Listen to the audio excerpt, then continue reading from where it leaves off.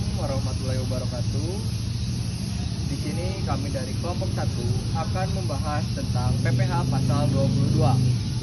PPh pasal 22 adalah pajak penghasilan yang dipungut oleh pihak tertentu saat terjadi transaksi, terutama dalam kegiatan perdagangan barang. Pajak ini biasanya dipungut di awal, sehingga disebut sebagai pajak di muka. Itu kan pengertiannya. Nah, sekarang kita akan mengulas tentang tujuan dan fungsi dari PPh pasal 22 itu sendiri. Untuk tujuannya yaitu meningkatkan penerimaan negara, yang kedua mengawasi aktivitas perdagangan, yang terakhir menjadi kredit pajak bagi wajib pajak.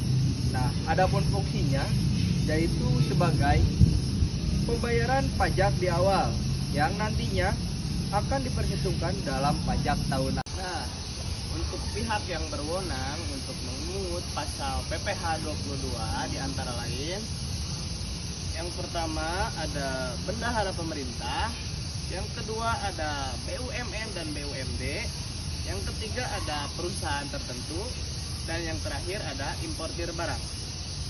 Mereka bertugas untuk memotong atau memungut pajak saat transaksi terjadi. Lalu objeknya di antara lain yaitu yang pertama ada impor barang dari luar negeri, yang kedua ada pembelian barang oleh pemerintah, yang ketiga ada penjualan hasil produksi tertentu, dan yang keempat ada penjualan bahan bakar minyak atau BBM. Artinya pajak ini dikenakan pada transaksi barang tertentu.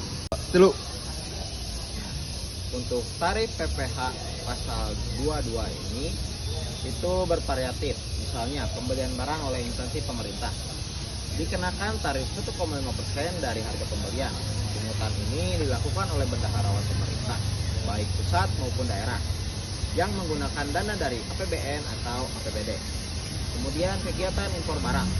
Jika menggunakan API, angka pengenal importir, tarifnya 2,5% dari nilai impor.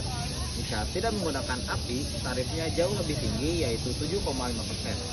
Nah, untuk komoditas khusus, ada juga tarif untuk barang tertentu seperti semen 0,25%, kertas 0,1%, atau otomotif sebesar 0,45% dari dasar pengenaan pajak DPP dan PPN.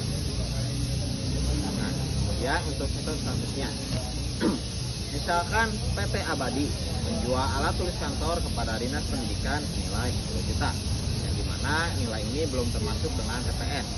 Nah, perhitungannya adalah DPP atau harga barangnya 10 juta dikalikan dengan PPh pasal 22 1,5%. Jadi hasilnya adalah 150.000. Kemudian kesimpulan. Sebagai penutup, PPh pasal 22 ini adalah instrumen penting bagi negara untuk mengumpulkan pajak secara real time atau di muka, terutama dari sektor perdagangan besar dan transaksi pemerintah. Bagi perusahaan atau wajib pajak, pajak yang dipungut ini bukanlah biaya yang hilang, melainkan kredit pajak. Artinya jumlah yang sudah dibayar di awal ini bisa mengurangi total tagihan pajak penghasilan mereka di akhir tahun nanti. Sekian dari kelompok kami. Semoga penjelasan tadi bisa memberikan insight baru buat teman-teman semua tentang cara kerja PPh pasal 22.